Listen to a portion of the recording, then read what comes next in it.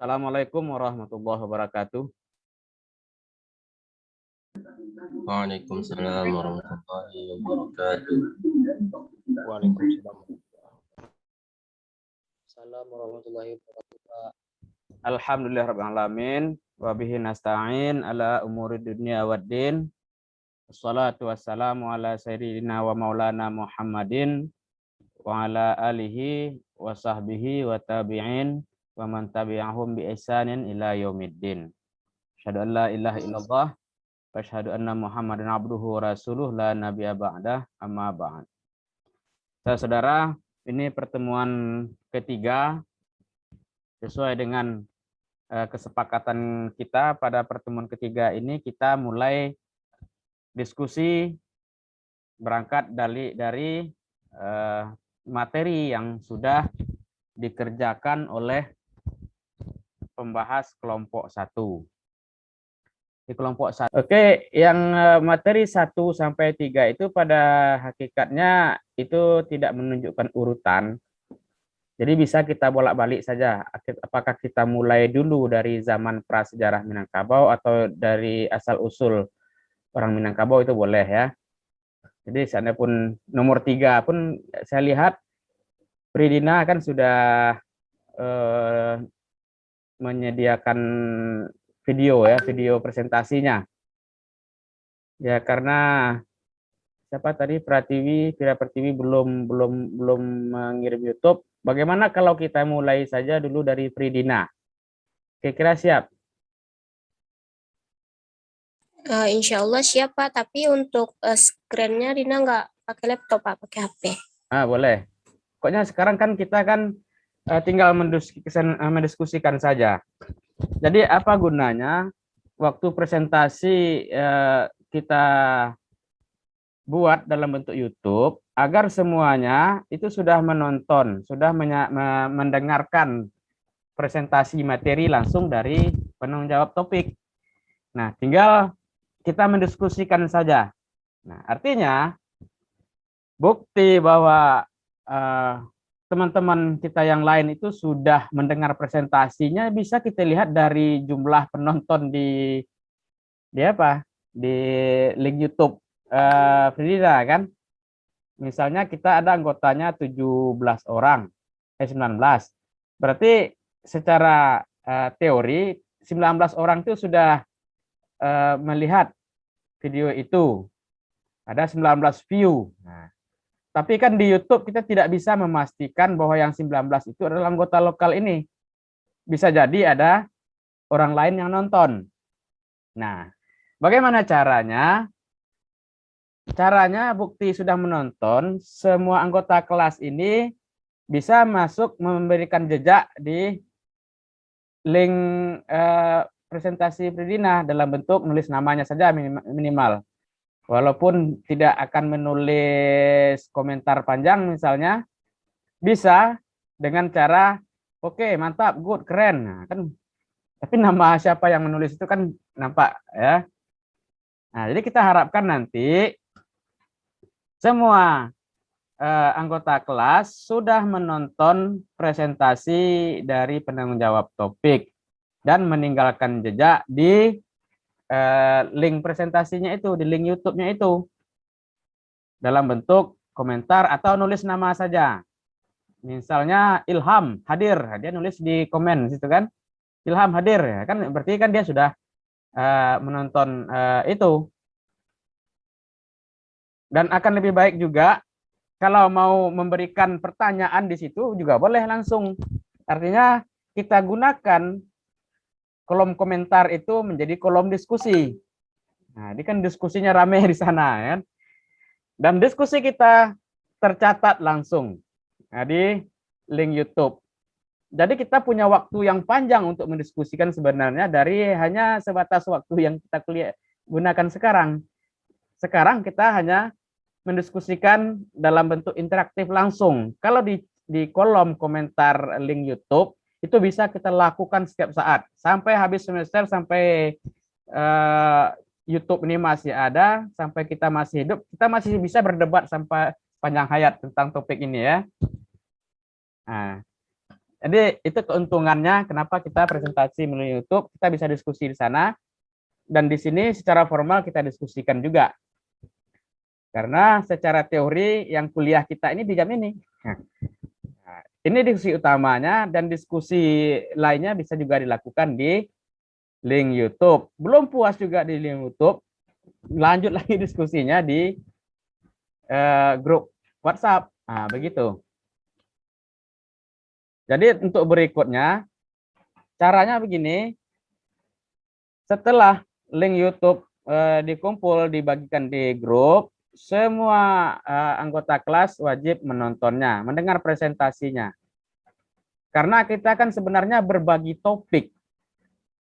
Kewajiban kita mengetahui topik ini, menguasai topik ini dari awal sampai akhir. Kalau kita kerjakan sendiri kan repot, tidak cukup waktu ya. Untuk satu topik saja kita kerjakan masih ada yang belum menyelesaikan. Apalagi kalau semuanya wajib menulis topik, membuat tugas dari awal sampai akhir. Nah, ini namanya sistem berbagi. Ini yang disebut dengan pembelajaran kolaboratif. Bekerja sama kita dalam melaksanakan pembelajaran ini. Bentuk kerjasamanya kita berbagi topik. Satu topik untuk kita semua. Hanya saja penanggung jawabnya kita berikan kepada orang-orang tertentu. Nah, itulah maksud dan dasar pelaksanaan metode perkuliahan dengan menggunakan tugas tertulis dan tugas presentasi. Apa yang ditulis itu melalui rekaman video yang kita unggah ke YouTube. Ya, bisa dipahami untuk selanjutnya bagaimana metode kita? Ya, bisa dipahami. Nah, bisa. Jadi sekarang kita tinggal mendiskusikannya secara bebas. Bebasnya menurut saya kita tidak berada dalam tekanan. Anggap sajalah kita ini di lapau ya, bebas cerita apa saja. Sebab kalau dengan diatur-atur itu biasa kan tidak keluar. Waktu kita sedikit. Nah, silakan diskusikan saja. Selagi tema yang diskusikan itu terkait dengan topik yang sedang dibahas oleh Fridina misalnya, kita lanjutkan. Kemudian kalau yang disampaikan itu ternyata, misalnya ada pertanyaan, oh itu di luar topik saya, itu topiknya nanti di topik kelima, kita abaikan saja. Nah, begitu saja. Fridina bisa mengatakan, oh it's not my topic, it's out of topic. Saya tidak akan menjawab itu. Nah, gitu saja. Jadi untuk melaksanakan diskusi di mana ini namanya, di Zoom ini, kita akan menunjuk satu orang moderator. Moderatornya itu kita minta kepada yang akan tampil berikutnya. Jadi sebelum dia tampil mempresentasikan makalahnya, dia sudah mulai pemanasan, warming up. Dia mulai pemanasan menjadi moderator. Nah, tugas moderator itulah mengatur lalu lintas diskusi. Dia menguasai kisi-kisi materi. Misalnya ada pertanyaan dari teman-temannya yang keluar dari topik, stop, itu tidak bisa kita lanjutkan diskusinya, kita minta penanya yang lain. Atau kalau yang bersangkutan mau mengganti pertanyaannya, kita terima gitu. Yang penting diatur sesuai dengan kisi-kisi materi ini. Apa yang menjadi bagian dari pembahasan itu saja yang kita bahas. Yang lain kita, kalau tidak terkait, kita geser ke topik yang lain. Kalau terkait dengan topik yang lain. Kalau tidak sama sekali, nanti kita taruh saja pada bagian belakang diskusi, di bagian waktu terakhir diskusi. Kalau memang kita butuh juga membahas itu, kita anggap penting, kita jadikan itu sebagai tema bebas. Ya, di sini akan saya lihat. Ketika Anda berdiskusi, saya ingin melihat bagaimana Anda memahami topik ini. Kemudian bagaimana Anda menguasai topik ini. Kemudian saya lihat bagaimana kemampuan Anda mengeluarkan pendapat melalui lisan. Nah, anggap sajalah inilah kesempatan kita untuk melatih kemampuan berbicara. Silakan bicara sebebas-bebasnya tanpa tekanan selagi dalam topik. Serius tapi santai. Boleh bercanda tapi terkait dengan materi ini. Nah, itu. Dia bicaranya candanya kontekstual gitu ya. Kontekstual dan terkait dengan topik. Nah, dan batas candaan yang dibolehkan itu terkait dengan topik. Kemudian yang kedua mungkin sekadar untuk menghangatkan suasana atau membangun dinamika ketika suasana diskusi kita lihat sudah mulai jenuh. Nah, kita boleh melakukan itu sebagai bagian dari upaya mendinamisasi, upaya membangun dan dinamika forum diskusi. Jadi moderator itu tugasnya. Kemudian yang ketiga, kita berbagi peran. Ada satu orang yang berperan nanti bertugas sebagai notulen, ya, mendokumentasikan kegiatan ini. Apa tujuan kita? Pertama, kita ingin melihat bagaimana kemampuan kita menangkap materi. Jadi ini kan yang menjadi moderator dicatat perannya dan diberi poin penilaian. Yang menjadi notulen kita catat juga dan kita berikan poin penilaian. Semakin bagus dia merekap, menghimpun percakapan yang terjadi dalam diskusi, itu semakin bagus, baik juga nilainya. Ya. Kemudian apalagi yang dicatat notulen selain perkembangan diskusi terkait topik, juga mencatat siapa saja yang terlibat aktif dalam diskusi, baik sebagai penanya, penanggap, atau sebagai anggota yang berkontribusi memberikan jawaban tambahan, memberikan koreksi dan segala macamnya. Itu dicatat. Nah, moderator sudah, notulen sudah. Kemudian yang ketiga itu ada yang bertugas mendokumentasikan kegiatan dalam bentuk apa namanya screenshot bagian awal, bagian tengah, bagian akhir, kemudian merekap daftar hadir.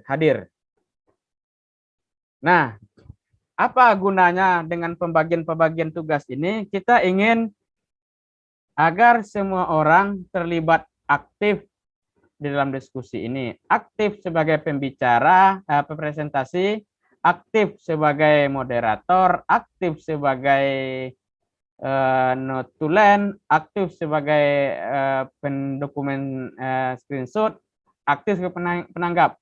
Akhirnya kita yang 19 ini kan kalau kita bikin presentasinya semuanya terlibat dalam diskusi dalam berbagai perannya. Oke, bisa dipahami? Nah, itulah esensi dari pembelajaran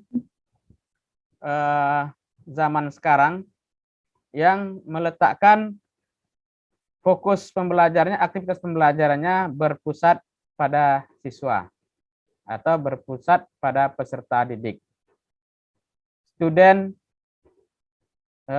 based learning. Pembelajaran berbasis kepada peserta didik atau siswa. Ya, itu bedanya kuliah dengan ceramah. Inilah pembelajaran orang dewasa. Orang dewasa itu tidak suka diceramahi lagi. Tidak zamannya diceramahi. Mereka harus berpendapat. Setiap informasi yang mereka dengar, pada hakikatnya itu mengalami proses moderasi namanya. Moderasi itu diolah. Kalau yang terbiasa mengotak-atik program, kan terjadi proses moderasi. Ada informasi diolah, sinkronize bahasa komputernya kan, disinkronkan. Kemudian selanjutnya jadi apa? Bahasa pemrogram kan itu dari awal sampai akhir kan rangkaian sebuah proses. Ada informasi, ada alat pengolahnya, ada metode mengolahnya, dan kemudian ada output atau hasilnya. Nah, itulah yang mahasiswa dan itulah orang dewasa. Oke, bisa dipahami? Ya, Pak. Oke.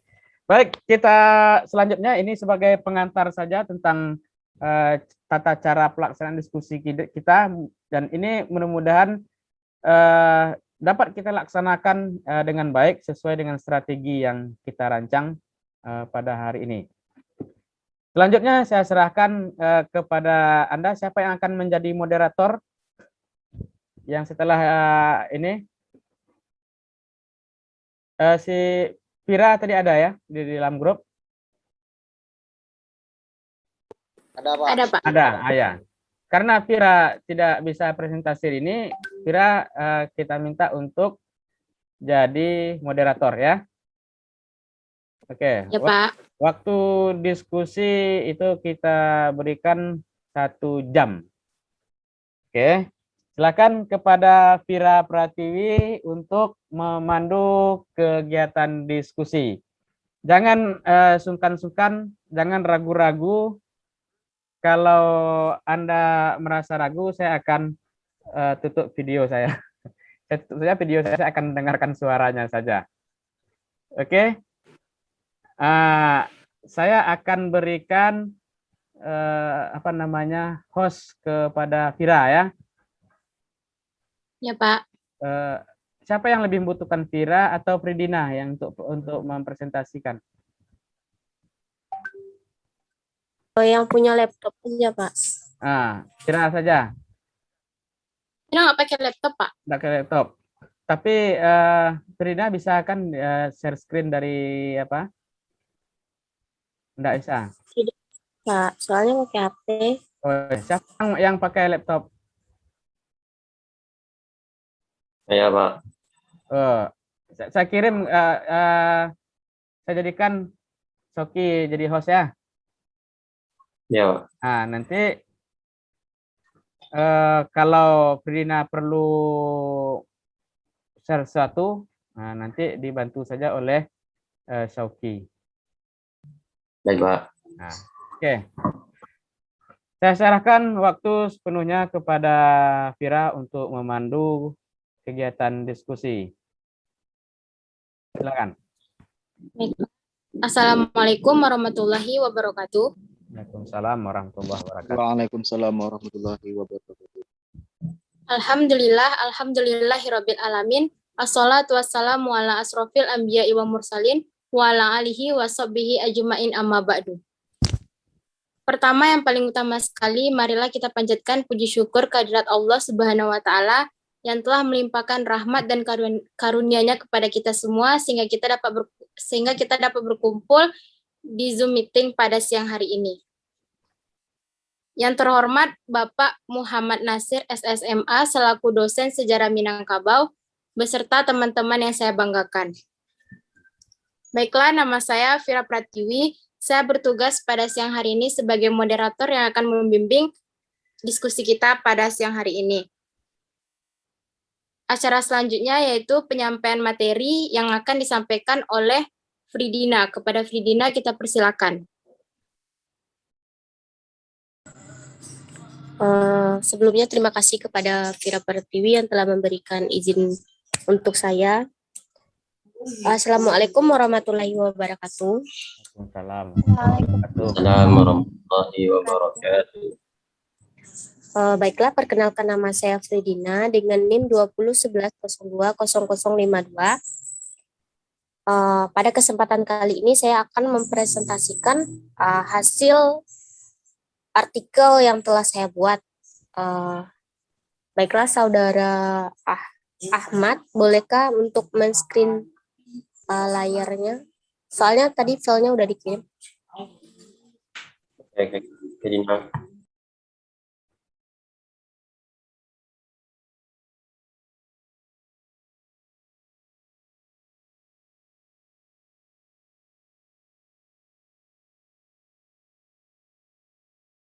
Dah.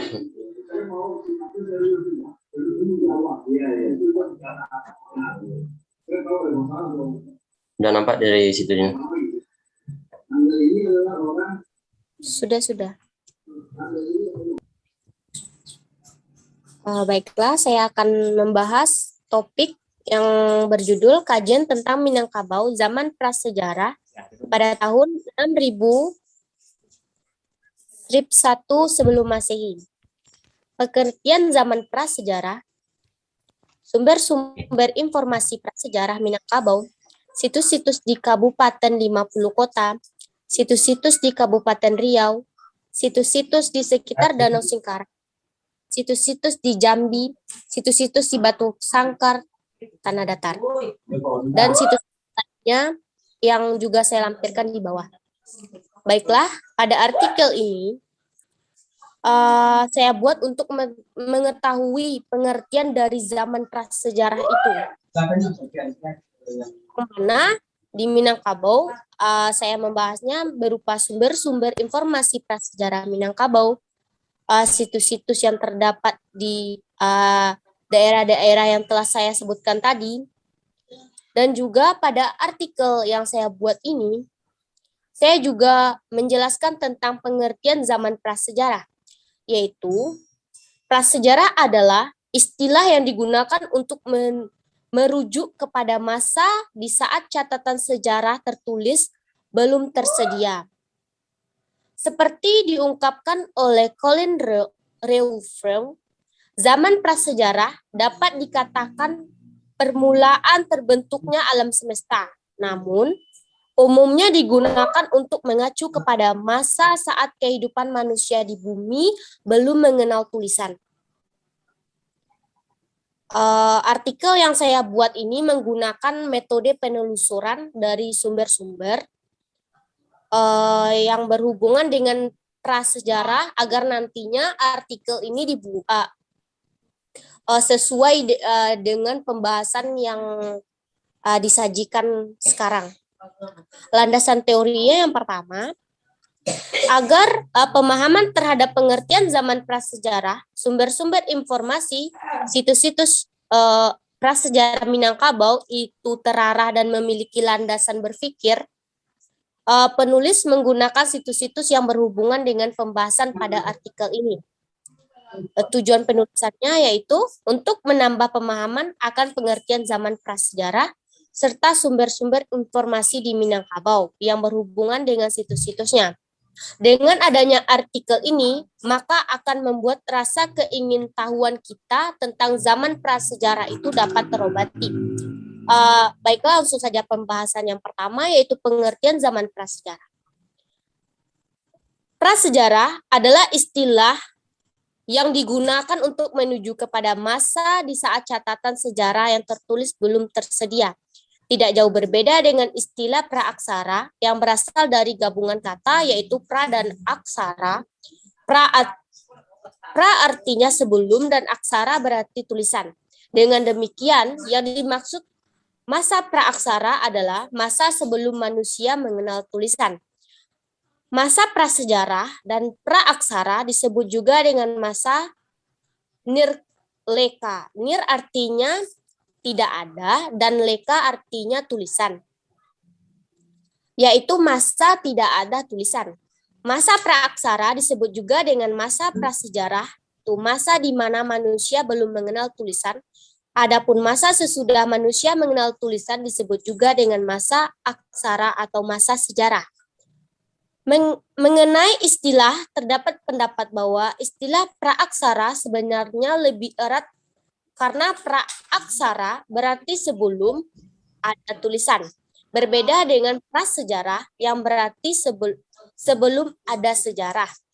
Meski manusia belum mengenal tulisan, tidak berarti manusia tidak memiliki sejarah dan kebudayaan. Seperti diungkapkan oleh Colin Reuffel, zaman prasejarah dapat dikatakan permulaan terbentuknya alam semesta, namun umumnya digunakan untuk mengacu kepada masa di saat kehidupan manusia di bumi belum mengenal tulisan.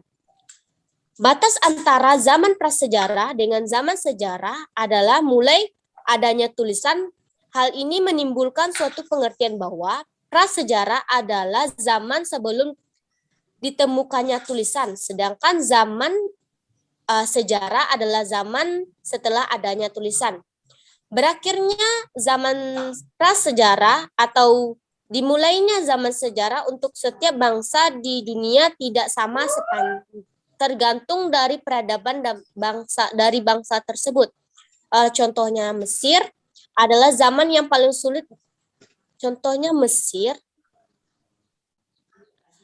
yang sekitar tahun 4000 sebelum Masehi, masyarakatnya sudah mengenal tulisan, sehingga pada saat ini bangsa Mesir sudah memasuki zaman sejarah. Berbeda dengan zaman prasejarah, di Indonesia diperkirakan berakhir pada masa berdirinya Kerajaan Kutai sekitar abad ke-5 Masehi. Hal ini dibuktikan dengan adanya praktik terbentuknya yupa yang ditemukan di tepi Sungai Mahakam, Kalimantan Timur, baru memasuki era sejarah. Zaman prasejarah ini adalah zaman yang paling sulit ditemukan bukti sejarahnya, karena tidak terdapat peninggalan catatan tertulis dari zaman prasejarah. Keterangan mengenai zaman ini diperoleh melalui bidang-bidang ilmu seperti paleontologi, astronomi, biologi, geografi, antropologi, arkeologi, dalam artian bahwa bukti-bukti prasejarah didapat dari artefak-artefak yang ditemukan di daerah penggalian situs prasejarah. Poin yang kedua, sumber-sumber informasi prasejarah Minangkabau. Yang pertama, situs-situs di Kabupaten 50 Kota. Sumbernya dapat diakses melalui link yang tertera di daftar pustaka. Yang kedua, situs-situs di situs-situs di Kampar Riau. Ketiga, situs-situs di sekitar Danau Singkara. Yang keempat, situs-situs di Kerinci Jambi. Yang kelima, situs-situs di Batu Sangkar Tanah Datar. Yang keenam, situs-situs di Pasaman. Yang ketujuh, situs-situs di Sejunjung. Yang kedelapan, situs-situs di Solo. Baiklah, hanya itu presentasi yang sempat saya sampaikan. Saya kembalikan kepada moderator. Baiklah, terima kasih kepada Fridina yang sudah menyampaikan materi kepada kita semua. Acara selanjutnya kita buka sesi tanya jawab. Bagi teman-teman yang ingin bertanya, saya persilakan.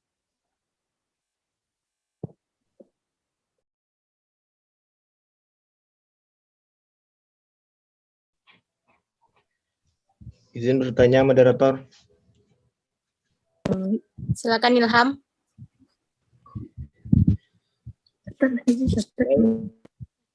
Assalamualaikum warahmatullahi wabarakatuh. Waalaikumsalam warahmatullahi wabarakatuh. Perkenalkan, nama saya Ilham dengan NIM 2011020060. Ingin bertanya kepada pemateri pada kali ini. Pertanyaan saya, mengapa disebut zaman prasejarah? Apakah ada teori? Sekian dari saya kembalikan kepada moderator.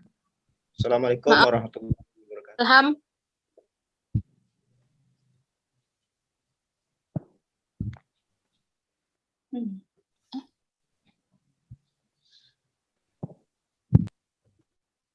Baik, terima kasih kepada Ilham.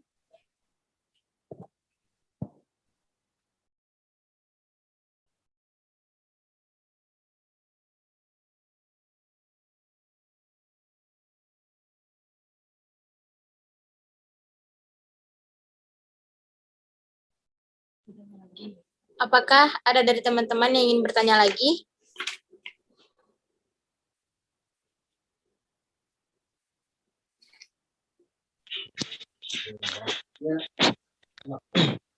Izin bertanya, moderator. Silakan Padri. Assalamualaikum warahmatullahi wabarakatuh. Waalaikumsalam. Waalaikumsalam. Perkenalkan, nama saya Padri Hidayat. Saya ingin bertanya kepada pemakalah. Di dalam makalah kan ada prasejarah. praaksara, belum ada mengenal tulisan. Gimana cara orang-orang mengenal bahwasanya ada sejarah sebelum ada tulisan? Gimana diperdapatkannya? Sekian, moderator. Terima kasih. Baik, terima kasih Padri.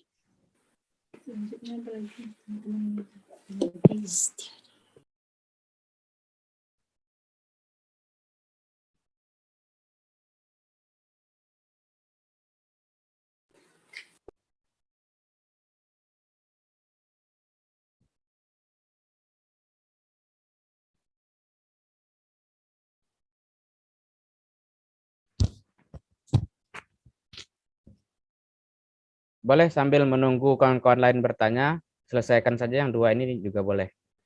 Artinya nanti kan kita kan 3 juga kan. Selesai 2 tambah 1 lagi nanti. Oke, coba.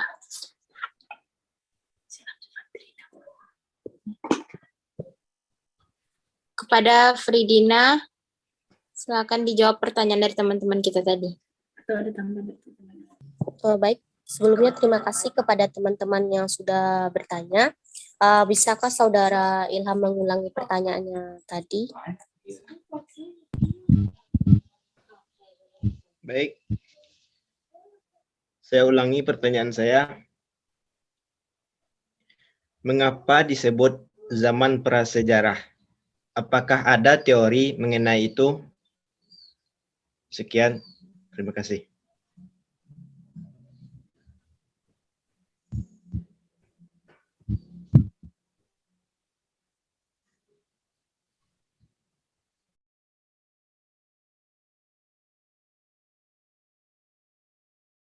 Baiklah, terima kasih kepada Saudara Ilham yang telah bertanya dan telah mengulangi jawab pertanyaannya tadi. Yang mana pertanyaannya mengapa disebut zaman prasejarah? Apakah ada teori mengenai zaman prasejarah itu? Begitu kan Saudara Ilham? Iya.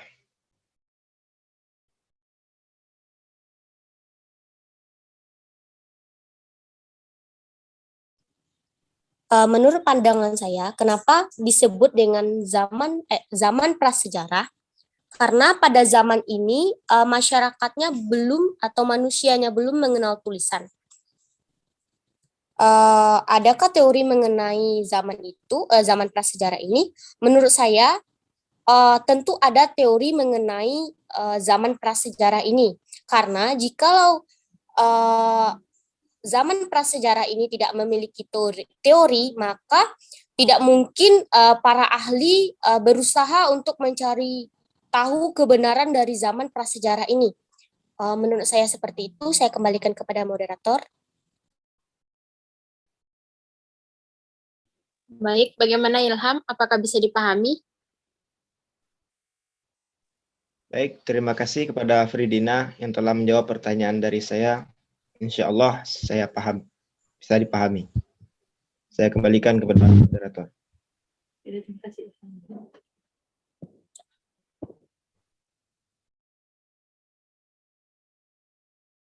Saya akan mencoba menjawab pertanyaan dari Saudara Padri, moderator. Ya, silakan Fridina. Baiklah, saya akan mencoba menjawab pertanyaan dari Padri. Yang pertanyaannya, bagaimana cara orang mengenal masa praaksara, sedangkan tulisan itu belum ditemukan? Begitu kan Saudara Padri? Seperti ini, Fridina.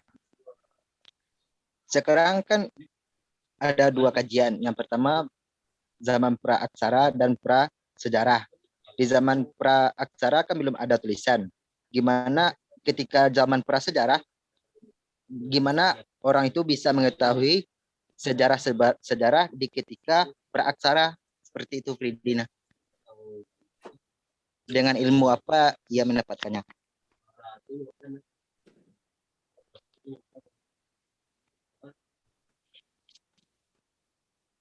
Baiklah, saya akan mencoba menjawab pertanyaan Saudara Padri.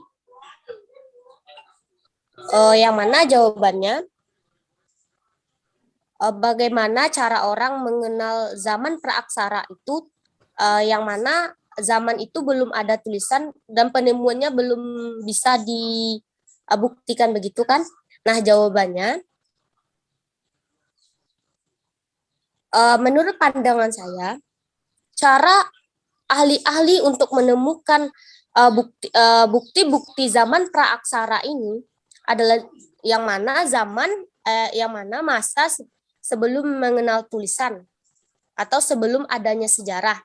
Nah, mereka para ahli yang berada di bidang sejarah berusaha mencari titik terang dari zaman praaksara ini, yang mana ada zaman prasejarah, tentu ada zaman praaksara, yang mana kedua zaman ini adalah saling berkaitan, ya Mas. Zaman prasejarah belum mengenal zaman sejarah sebelum mengenal tulisan, dan juga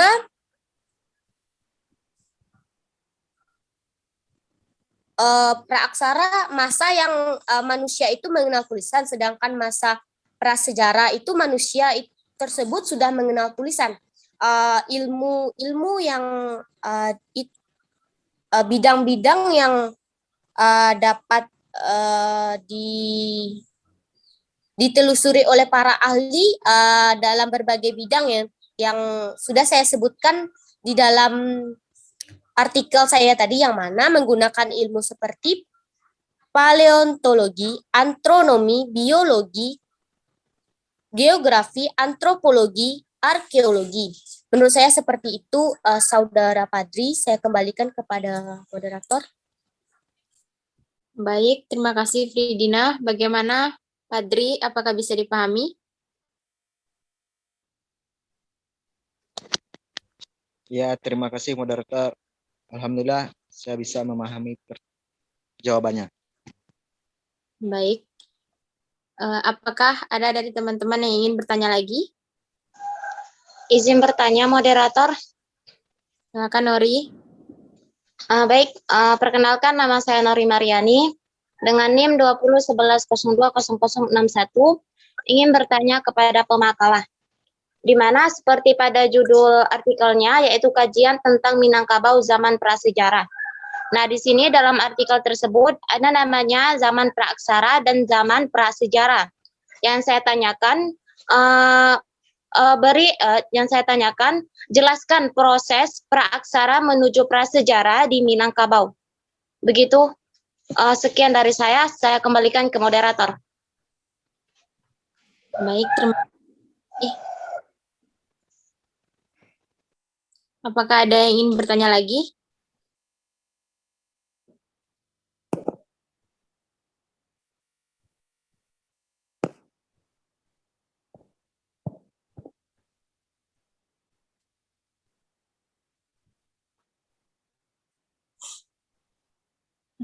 Baiklah, kepada Fridina, kita persilakan untuk menjawab pertanyaan dari Nori.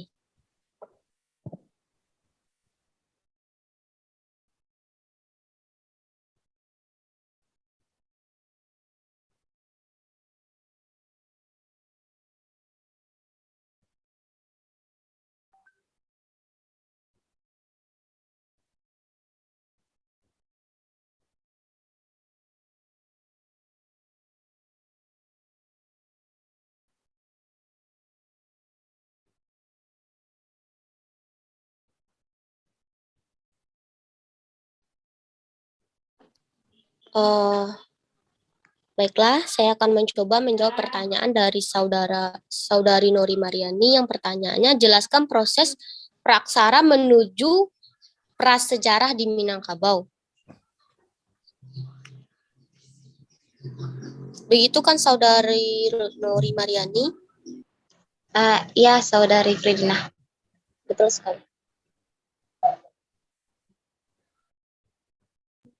Menurut saya proses yang pertama itu dimulainya dari manusia purba yang pertama, yang mana kehidupan manusia purba ini dari sebelum mengenal tulisan, sesudah mengenal tulisan, yang dinamakan dengan zaman yang sebelum mengenal tulisannya disebut dengan zaman praaksara, sedangkan zaman sesudah mengenal prasejarahnya adalah zaman sesudah mengenal tulisan atau zaman yang sejarah itu sudah ada.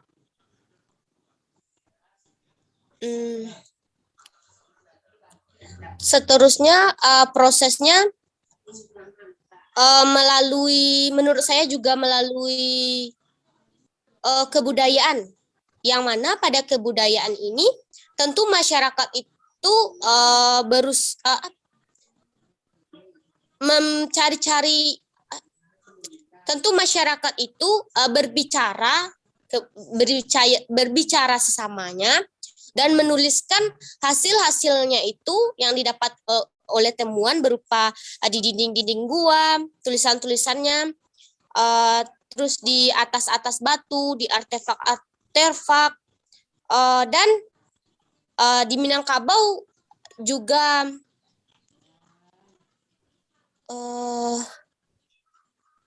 melalui peradaban juga menurut saya juga masuk dalam proses praaksara menuju prasejarah ini, Saudari Nori Mariani. Menurut saya hanya segitu. Saya kembalikan kepada moderator. Baik, terima kasih Fridina. Bagaimana Nori? Apakah bisa dipahami?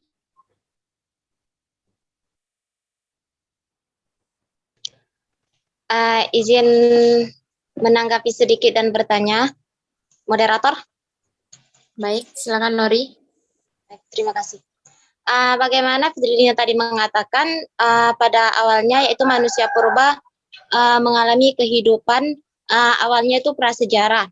Kemudian di sini yang saya tanyakan kembali untuk kehidupan masyarakat di Minangkabau prasejarah itu, apakah mereka berpindah-pindah tempat, kemudian proses perubahannya itu bagaimana sehingga terjadinya prasejarah begitu, kebudayaannya, kehidupan masyarakat di Minangkabau pada saat praaksara. Hanya itu saya kembalikan ke moderator. Baik, terima kasih Nori. Bagaimana Fridina? Baiklah, saya akan mencoba menambahkan jawabannya lagi. Kehidupan masyarakat Minangkabau terkhususnya menganut agama Buddha, yang mana pada awalnya masyarakat itu hidup berpindah-pindah tempat dari suatu tempat, yang mana pada awalnya mereka nomaden, sekarang kehidupannya tidak menetap, dan pada zaman ini masyarakat itu juga masuk ke dalam prode-prode sampai pada saat sekarang ini, yang mana yang pertama masyarakat itu sebelum mengenal tulisan ini mereka mencari makanan di tepi-tepi sungai atau yang dinamakan dengan Gunung Kerang, atau saya pernah membacanya, yaitu bukunya tentang Bukit Kerang, yang mana di sini dijelaskan bahwa masyarakat itu tinggal di tepi sungai itu dan menetap. Setelah makanannya habis, mereka pindah lagi mencari tempat-tempat lain yang dapat memenuhi kebutuhan mereka. Sedangkan selanjutnya mereka masuk ke zaman food catering, yang mana mereka sudah bisa menyiapkan makanan sendiri. Pada saat itu juga manusia itu sudah berkembang seiring dengan berjalannya waktu, dan mereka juga bisa bisa menghidupkan api dengan cara menggunakan batu, dan juga membuat peralatan-peralatan yang seperti kapak dari batu, kapak runcing dari batu, dan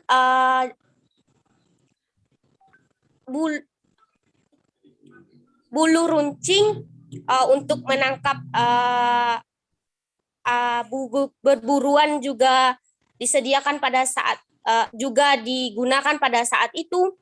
Dan masyarakat itu sudah pada saat tahap selanjutnya itu mereka sudah bisa, yaitu food cateringnya tersebut, yang mana mereka sudah bisa berternak,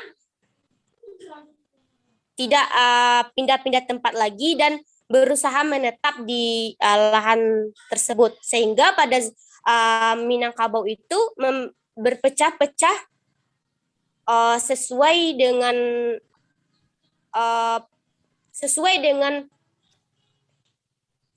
pemimpin dari masyarakat tersebut. Menurut saya begitu, Saudara Nori. Saya kembalikan kepada moderator. Baik, terima kasih Fridina. Bagaimana Nori? Apakah bisa dipahami? Ya, terima kasih atas jawabannya Fridina. Saya sangat memahaminya. Adapun saya ingin bertanya lagi, apakah boleh, moderator? Silakan Nori. Nah, di sini Fridina kan sudah menjelaskan. Yang saya tanyakan lagi, pada saat masa prasejarah di Minangkabau yang mana itu yang telah mengenal tulisan. Nah, pada saat mengenal tulisan itu, apakah masyarakat Minangkabau sudah mengenal agama Islam atau sudah masuk di Minangkabau? Hanya sampai di situ. Saya kembalikan ke moderator. Baik, terima kasih Nori. Bagaimana Fridina?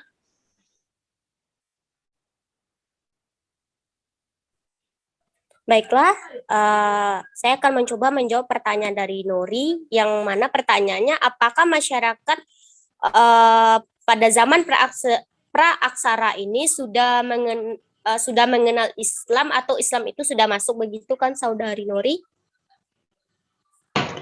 Iya, Dina. Menurut saya pada zaman prasejarah ini masyarakat belum mengenal Islam, yang mana peradabannya masih menggunakan pertama itu agama yang belum memiliki agama. Pada tahap pertama mereka belum memiliki agama, yang mana mereka menyembah bebatuan-bebatuan dan hal-hal mistis yang mereka anggap bahwa memiliki arwah-arwah nenek-nenek moyang. Dan pada tahap selanjutnya baru mereka memasuki zaman di mana manusia itu sudah mengenal agama Hindu.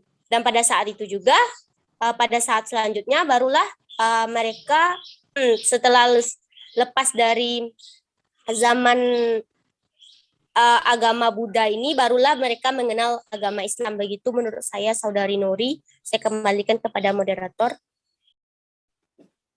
Baik, terima kasih Fridina. Bagaimana Nori? Baik, terima kasih atas jawabannya Fridina. Sangat memuaskan. Saya kembalikan ke moderator. Baik, apakah ada yang masih mau bertanya lagi?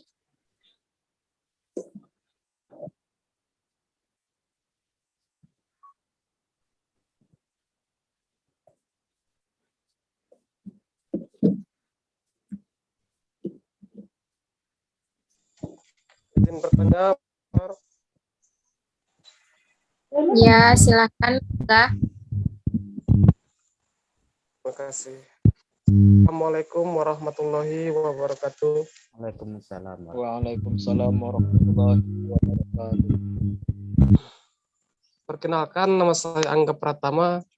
Saya ingin bertanya ke Pemakalah. Pertanyaannya yaitu, mengapa istilah praaksara lebih tepat dibandingkan dengan istilah prasejarah untuk menggambarkan kehidupan manusia sebelum mengenal tulisan? Sekian, terima kasih. Baik, terima kasih. Bagaimana Fridina?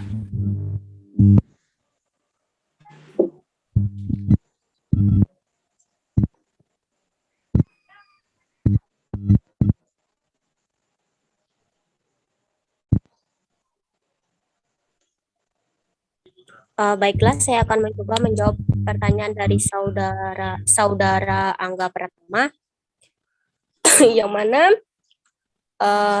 pertanyaannya mengapa istilah praaksara lebih tepat dibandingkan dengan masa prasejarah.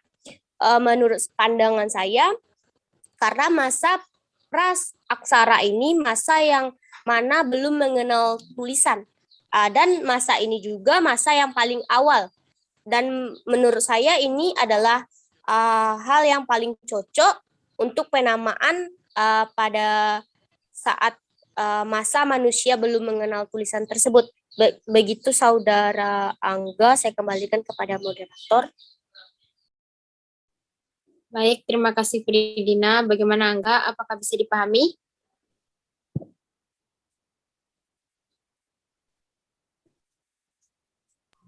Oh iya ya. Bisa diulangi lagi, Fridina?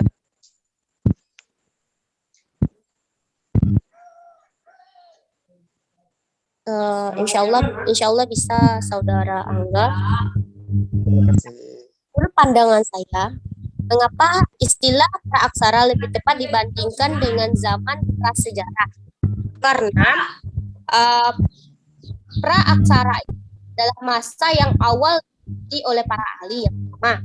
Setelah itu, istilah praaksara ini lebih dulu dibahas karena pada zaman praaksara adalah zaman sebelum mengenal tulisan, sedangkan prasejarah yaitu istilah yang digunakan untuk menuju kepada masa di saat catatan sejarah yang tertulis belum tersedia. Dan menurut saya karena praaksara ini dan prasejarah ini saling berkaitan, dan untuk penamaannya menurut saya lebih dulu atau tidaknya itu sama saja. Saudara Angga Pratama, saya kembalikan kepada moderator. Baik, terima kasih Fridina. Bagaimana Angga? Apakah bisa dipahami? Insya Allah saya bisa memahaminya. Baik. Apakah ada yang ingin bertanya lagi?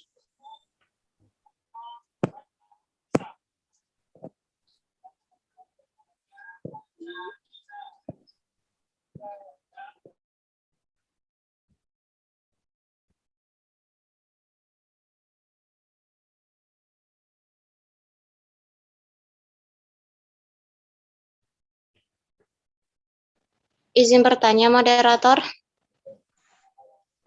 Silakan Nori. Baik, Assalamualaikum warahmatullahi wabarakatuh. Waalaikumsalam warahmatullahi wabarakatuh.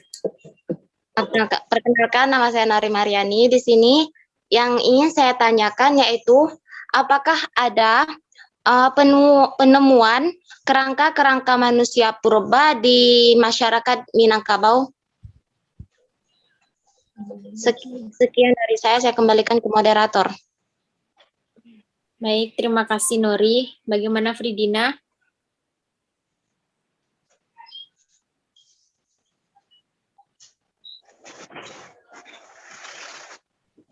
Baiklah, terima kasih kepada Nori Mariani yang telah bertanya. Baiklah, saya akan mencoba menjawab pertanyaan dari Nori, yang mana pertanyaannya, apakah ada penemuan kerangka di masyarakat Minangkabau? Menurut saya tentu ada, Saudari Nori Mariani, karena untuk detail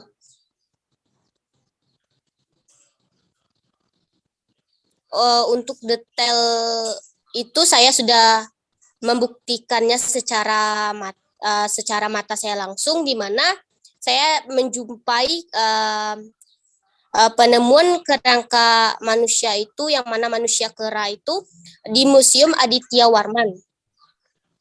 Menurut saya seperti itu, Saudari Nori Mariani. Saya kembalikan kepada moderator. Baik, terima kasih Fridina. Bagaimana Nori? Apakah bisa dipahami? Iya, bisa moderator. Terima kasih atas jawabannya, Fridina. Saya kembalikan ke moderator. Terima kasih. Apakah ada yang mau bertanya lagi? Boleh juga kalau ada yang ingin memberikan tambahan jawaban atau menyanggah.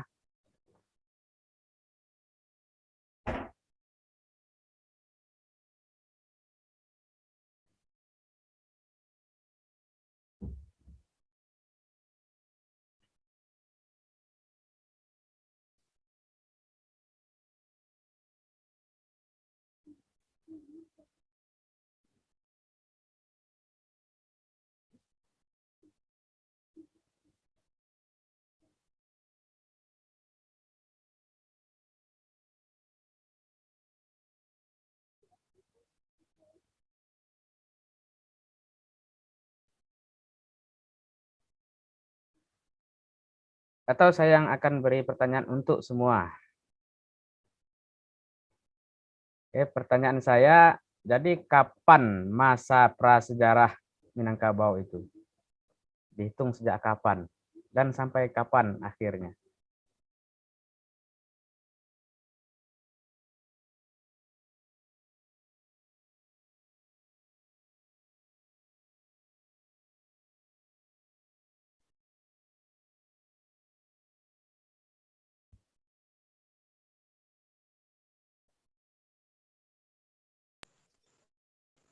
Izin Pak, Ya, silakan melalui moderator.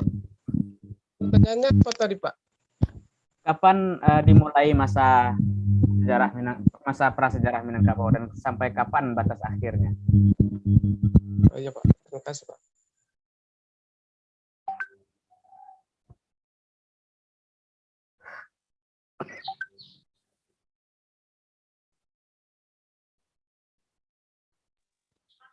Izin menjawab Pak. Boleh, silakan. Zaman praaksara di Indonesia merupakan periodisasi atau pembabakan sejarah terdiri dari Arkeozoikum atau zaman tertua berlangsung kira-kira 2.500 juta tahun. Pada saat itu, kulit bumi masih panas sehingga tidak ada kehidupan.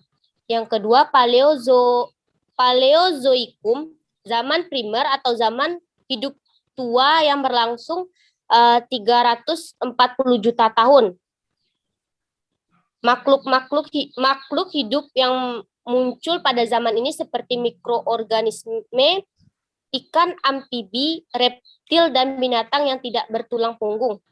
Yang selanjutnya Mesozoikum, zaman sekunder atau zaman hidup pertengahan yang berlangsung kira-kira 140 juta tahun. Pada zaman pertengahan jenis rapid mencapai tingkat yang terbesar sehingga zaman ini juga disebut zaman rapid. Selanjutnya Neozoikum. Neozoikum ini terbagi menjadi dua zaman. Yang pertama Tersier, zaman ketiga. Zaman ini berlangsung sekitar 6 juta tahun. Selanjutnya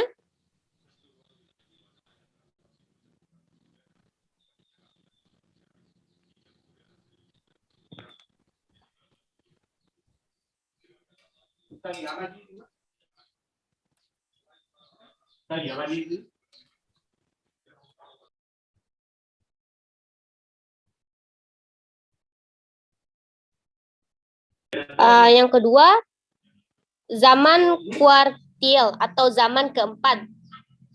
Zaman ini ditandai dengan adanya kehidupan manusia, sehingga merupakan zaman terpenting.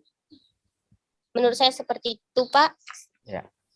Kuartir kapan hitungan waktunya?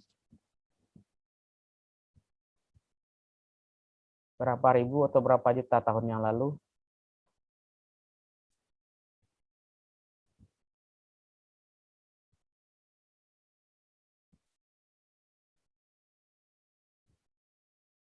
Dari situs yang saya dapatkan tidak menyebutkan tahunnya, Pak. Oke, itu di Indonesia secara keseluruhan ya. Tapi di Minangkabau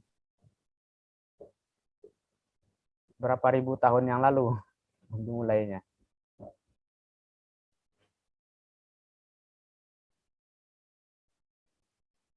Terutama pada periode kuartir Minangkabau-nya ini.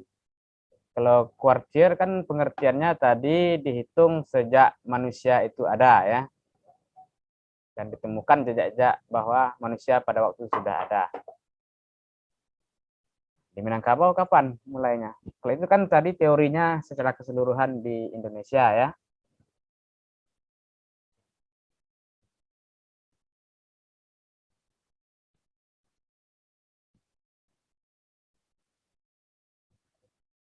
Atau bentuk lain pertanyaannya, sejak kapan manusia itu mulai ada di Minangkabau?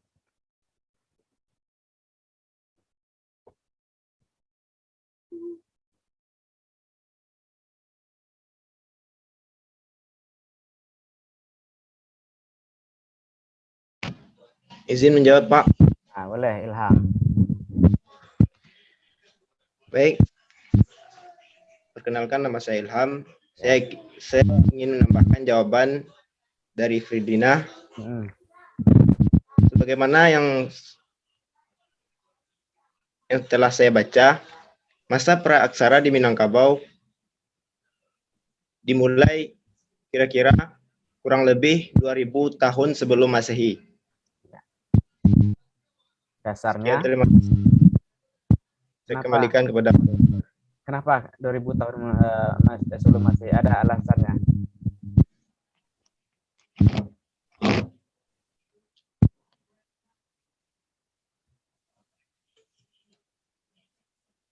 Oke, kita tangguhkan dulu. Nanti saya akan beri penjelasan secara keseluruhan. Silakan. Dalam topik ini masih ada pertanyaan. Silakan pandu lagi, Vira Pratiwi. Kalau tidak,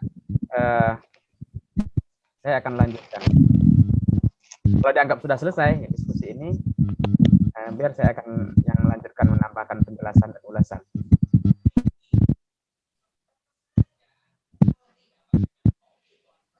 Baik, apakah ada yang ingin bertanya lagi?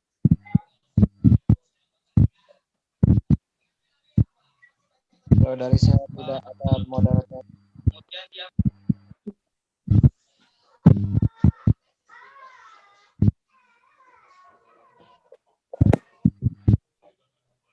Baiklah, jika tidak ada, kita tutup diskusi kita pada hari ini. Saya sebagai moderator mohon maaf apabila ada kesalahan yang disengaja ataupun yang tidak disengaja. Wabillahi taufiq wal hidayah. Wassalamualaikum warahmatullahi wabarakatuh. Waalaikumsalam warahmatullahi wabarakatuh. Baik, Syauki, bisa dikembalikan lagi ke saya, hostnya. Ini Zoom saya ini Zoom murah, saya beli 16.000, jadi hanya untuk satu host. Zoom pendidikan 16.000 bisa bertahan tanpa top up sampai Desember. Jadi kalau Anda mau beli Zoom juga bisa melalui Shopee. Kemarin saya lihat harganya sudah naik 19.000. Zoom Edu. Oke, sudah dikembalikan ke saya.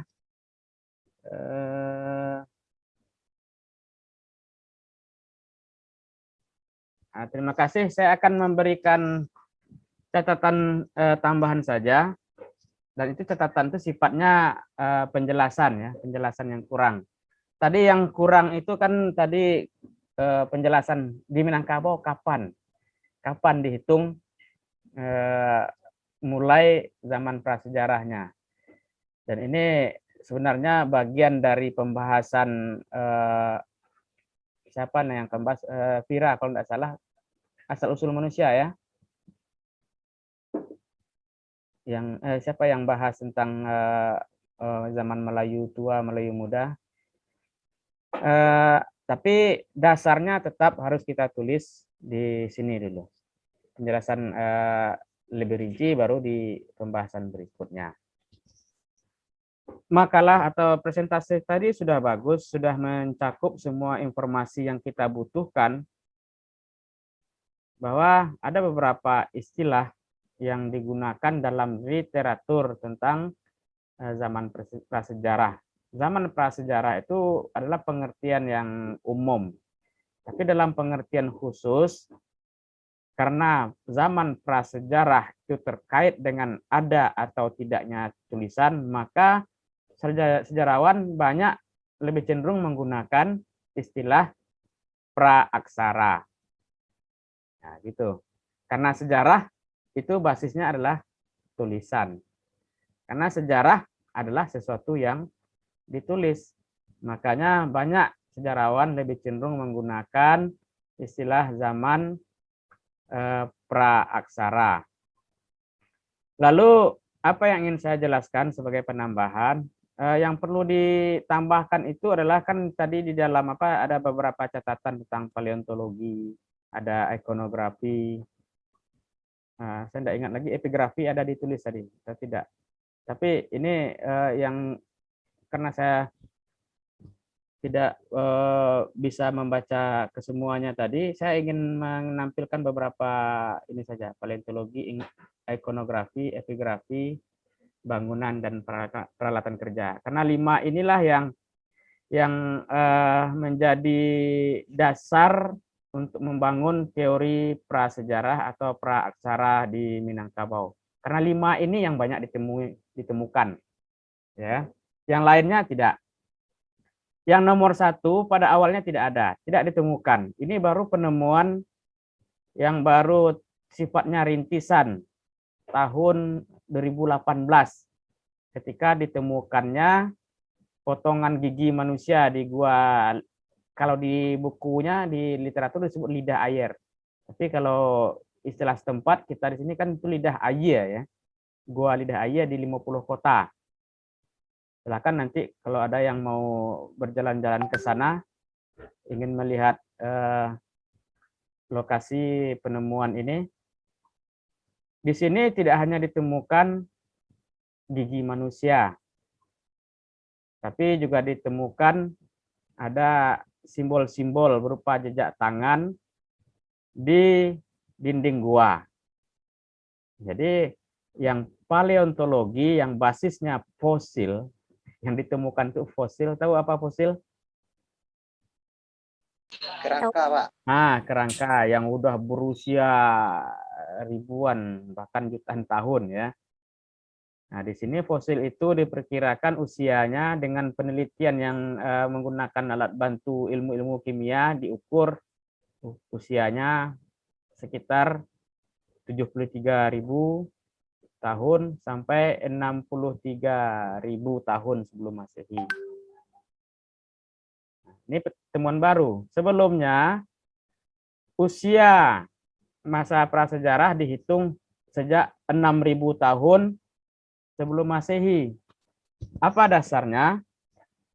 Nah, diukur. Tadi kan ditampilkan di gambar-gambar ada penemuan batu-batu berupa menhir ya. Ada sarkofagus. Ada apa lagi yang ditampilkan? Itu diukur itu kira-kira 6.000 tahun sebelum Masehi. Dan yang paling muda sekitar 2.000 tahun sebelum Masehi. Jadi sebelumnya dasar prasejarah Minangkabau itu dihitung waktunya dari 6.000 tahun sampai 2.000 tahun sebelum Masehi. Dan batas akhirnya di abad pertama Masehi. Nah, itu waktu. Ini yang saya tambahkan ini perkembangan baru. Yang penemuan berikutnya yang ditemukan sekitar tahun 1973, lebih dahulu dari yang 2 di atas, paleontologi dan ikonografi, juga ditemukan bahan-bahan alat untuk menulis. Jadi maksud menulis ini bukan menulis aksara ya, menggores, lebih tepatnya membuat garisan-garisan bermakna. Tulisan secara umum kan artinya huruf atau aksara artinya akan adalah goresan yang bermakna. Misalnya ketika orang menggores lingkaran, orang kan menerjemahkan kepada aksara huruf O misalnya kan. Atau kalau tidak mengarah ke aksara, itu mengarah ke angka 0. Jadi yang tulisan bisa diartikan sebagai aksara, bisa diartikan sebagai huruf atau angka. Jadi bukan kata atau kalimat. Nah, itu yang maksud tulisan. Atau menggambar. Menggambar ini membuat citra benda-benda tertentu. Citra itu kan bahasa Indonesia. Bahasa Inggrisnya image. Nah, kalau kita melihat di HP kita kan image ya. Picture digunakan satu, kedua menggunakan istilah image. Gambar atau citra bentuk-bentuk tertentu dari benda-benda. Nah, ini ditemukan alat untuk menggoresnya itu berupa batu, kayu-kayu tertentu yang bahannya keras. Nah, kemudian kapur, dan kapur ini banyak ditemukan untuk menggores-gores di dinding gua. Nah, kemudian juga arang sisa-sisa pembakaran gitu ya. Nah, ini membuktikan bahwa Minangkabau juga pernah mengalami zaman-zaman walaupun tidak ada aksara di sana, tapi ada indikasi mereka sudah mulai menulis sesuatu yang nanti akan berujung kepada aksara atau zaman pembentukan aksara. Jadi belum tersusun, belum seperti di zaman Mesir kuno yang sudah mengenal aksaranya dalam bentuk gambar, hieroglif ya. Nah, di Minangkabau ditemukan bahan-bahannya, tapi belum diketahui ini usia alat-alat ini berapa tahun, sudah ada sejak berapa tahun yang lalu, usianya belum diketahui. Dan perkiraannya itu berusia sangat muda, karena karakter alat-alat yang ditemukan ini adalah alat-alat yang tidak terbentuk secara alami. Batu ini bukan batu yang tercipta seperti biasa, tapi sudah dibentuk. Diruncingkan, itu kan dibentuk kan? Atau diasah menjadi runcing, kemudian bisa dipegang lah. Kalau batu besar, bagaimana memegangnya? Jadi yang maksud batu di sini adalah yang sudah dibentuk. Atau kayu. Nah, kayu ini bukan pohon. Kayu adalah ya memang bahasalnya dari pohon tapi sudah dibentuk. Kapur sudah dibentuk. Arang dari pembakaran kayu dan tulang.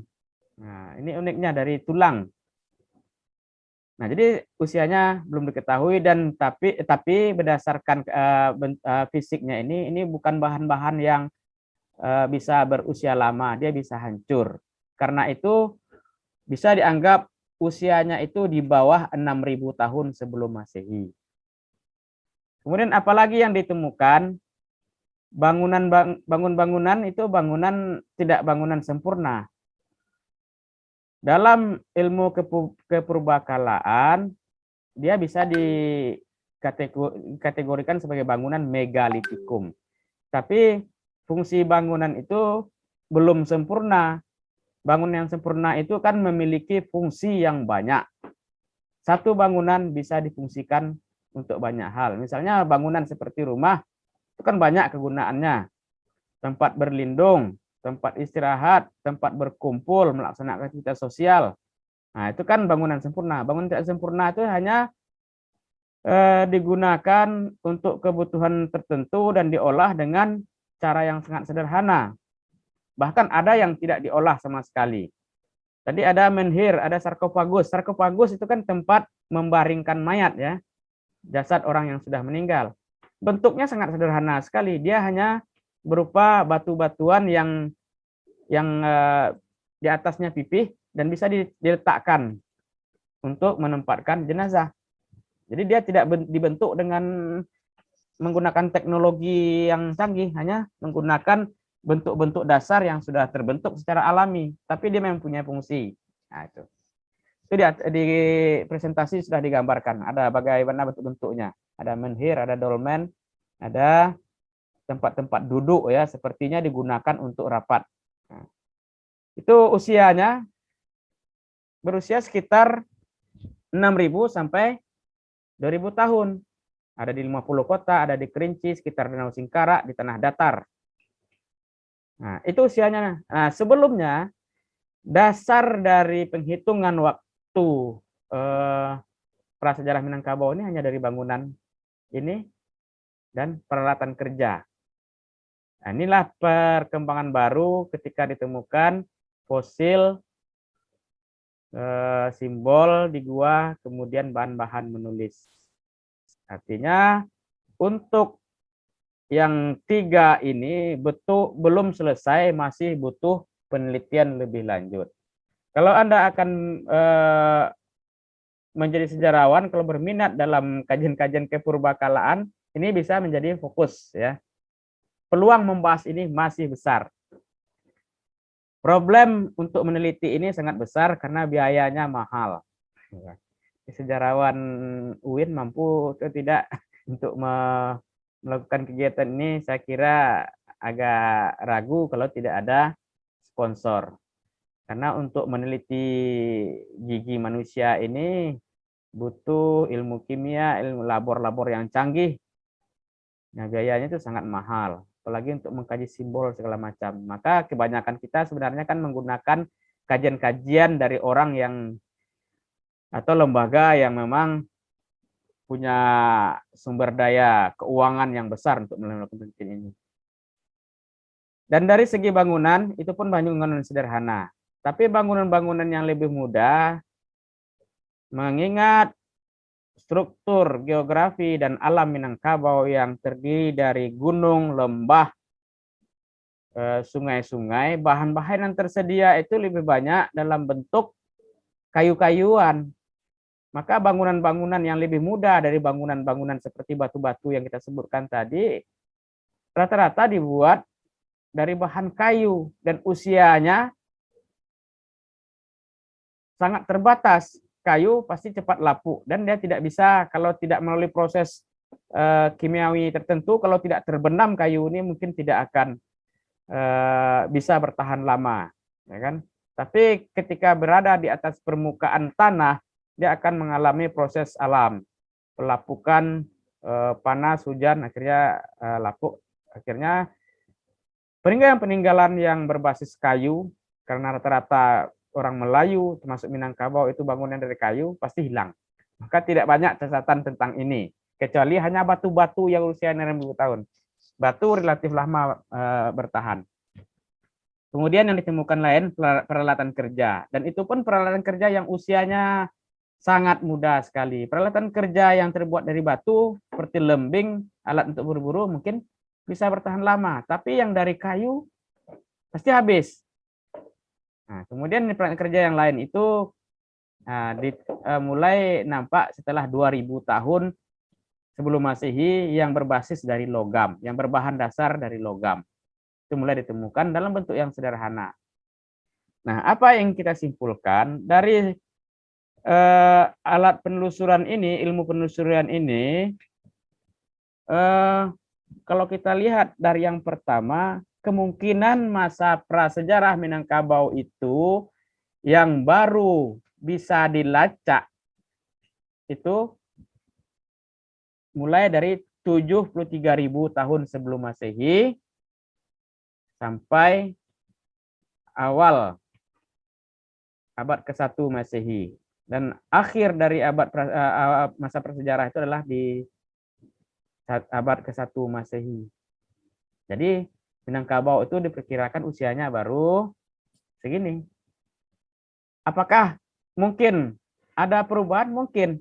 Kalau di Indonesia tadi sudah disebutkan ada ciri-ciri manusia di zaman kuartir itu sekitar 1,5 juta tahun sebelum Masehi, ada kemungkinan adanya manusia di Minangkabau akan mendekat juga ke arah sana. Nah, itu kan.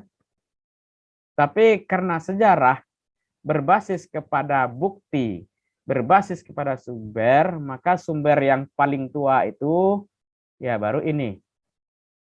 Penemuan fosil bukan manusia gigi ya, gigi manusia, terbalik tadi. Gigi manusia. Baru perkiraan gigi manusia, entah gigi makhluk lain belum tentu ya. Tapi berdasarkan ciri-ciri fisiknya diduga itu gigi manusia. Jadi inilah usianya. Oke, bisa dipahami. Kita sejarah kan punya 3 dimensi. Pertama dimensi waktu, dimensi tempat, dan dimensi peristiwa. Peristiwa nanti kita bahas. Ini baru kita membahas dimensi waktu berdasarkan peninggalan-peninggalan kepurbakalaan. Nah, inilah alat untuk mengukurnya. Ada pertanyaan sampai di sini? Izin bertanya, Pak. Ya. Tadi itu Bapak ada menjelaskan tentang penemuannya berupa kapur.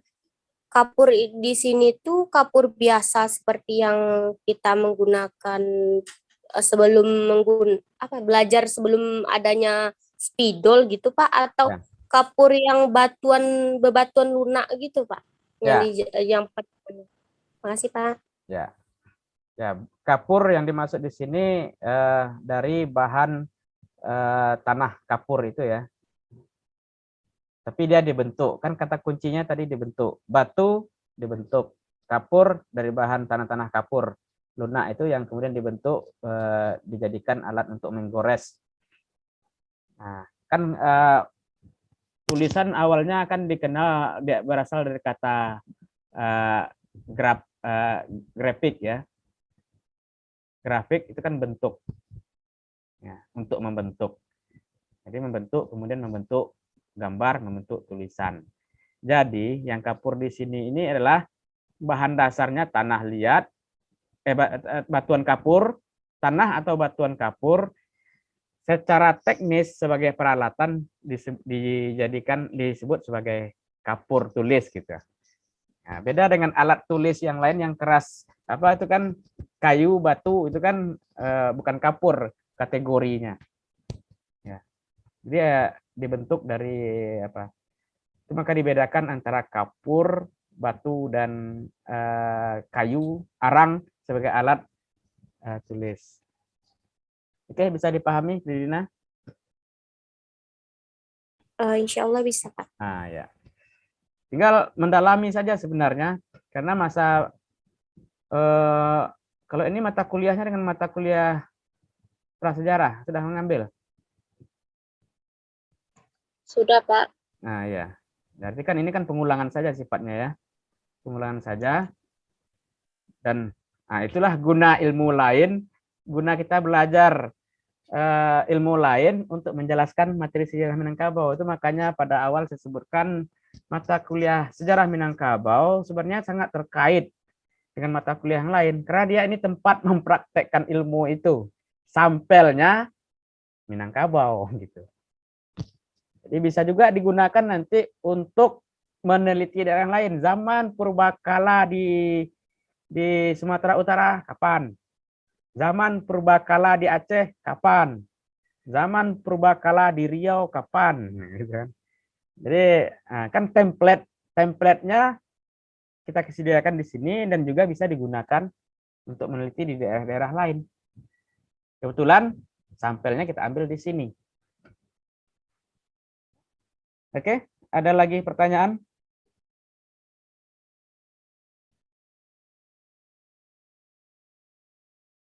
Apa yang bisa kita simpulkan dari materi ini?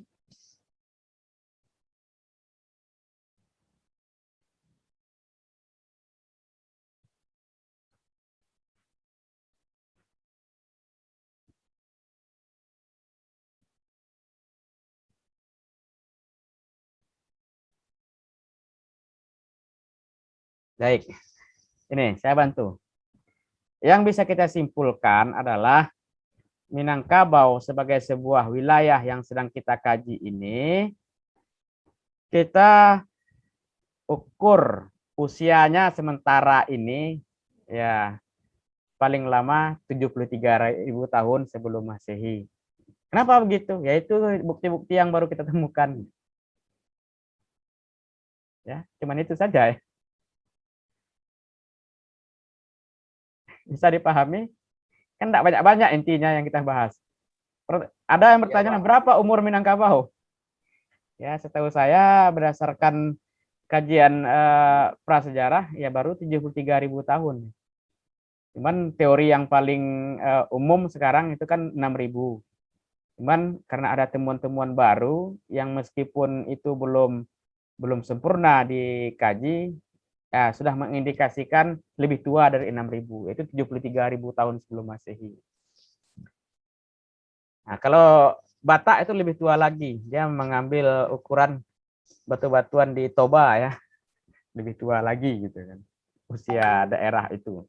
Baru usia daerah, bukan usia orang. Kalau usia orang nanti di makalah berikutnya, asal usul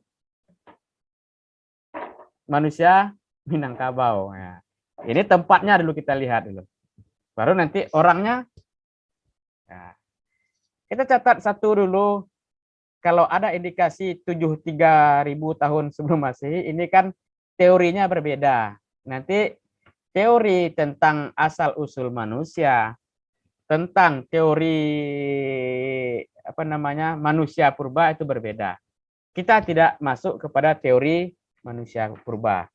Meskipun di sini kita temukan angka 73.000 tahun sebelum Masehi ada fosil berupa potongan gigi yang diperkirakan gigi manusia, belum tentu itu manusia. Satu. Kemudian yang kedua, seandainya pun itu bisa diidentifikasikan sebagai gigi manusia, maka ini akan kita masukkan kepada kajian tentang manusia purba, tidak ke kajian wilayah Minangkabau. Nah, kenapa 73.000 tahun masuk kajian wilayah yang tadi kita sebutkan? Karena ditemukan di daerah Minangkabau, ya itu saja. Itu saja ya. Nah, kan dia yang gigi tadi kan tidak ditemukan di daerah lain. Di Thailand, tidak ditemukan di Malaysia, tidak ditemukan di Australia. Ya di sini, di dekat space atau wilayah geografis yang menjadi batasan kajian sejarah Minangkabau. Batasan wilayah kita adalah wilayah Minangkabau. Oke, ada lagi pertanyaan? Ya, Pak. Oke. Baik, Pak. Baik, untuk pertemuan kali ini, kalau lancar seperti ini, insya Allah materi kita di sepertiga semester sudah selesai nih. Tinggal kita melakukan praktikum-praktikum. Ya, praktikumnya nggak bisa ke lapangan ya. Praktikum-praktikumnya mungkin kita melihat contoh-contoh sederhana, mungkin kita melalui internet saja kita lihat, kita tampilkan gambar candi Muratakus misalnya, ini bagaimana berapa usianya, segala macam, kita praktek-praktek bersama begitu saja. Sayang sekali, ini menarik sekali sebenarnya di praktikum lapangan. Kita datang ke 50 kota, mana lagi ke Kerinci, ke apa. Karena memang menjadi sejarawan itu, ilmu sejarawan itu tidak mudah ya. Orang sekarang saja yang menikmati saja, tapi sejarawan sudah mati-matian, habis dana, habis tenaga untuk meneliti batu saja, untuk mendapatkan kesimpulan, karena tidak dihargai oleh orang ya. Dia kira sejarah itu mudah. Mencari asal-usul manusia, kita tuh meneliti batu saja capek. Meneliti fosil saja capek. Ini guru-guru di sekolah tinggal menyampaikan saja. Kita sekarang tinggal menyampaikan saja. Jadi ilmu sejarah ini adalah ilmu mahal. Ini kalau di kampus umum ini kedokteran ini. Kedokteran yang punya, mau belajar arkeologi, kadang kita mau beli kuasnya saja mahal. Kuas untuk ekskavasi, penggalian, bersihkan itu mahal. Saya tidak sanggup beli. Belum lagi skop-skop untuk mencongkel-congkel tanah itu mahal. Jadi ilmu kita ini ilmu mahal ini ya. Jadi jangan merasa rendah diri sebagai sejarawan. Jadi mereka kan kira akan apa guna sejarah, cerita masa lalu tidak ada gunanya.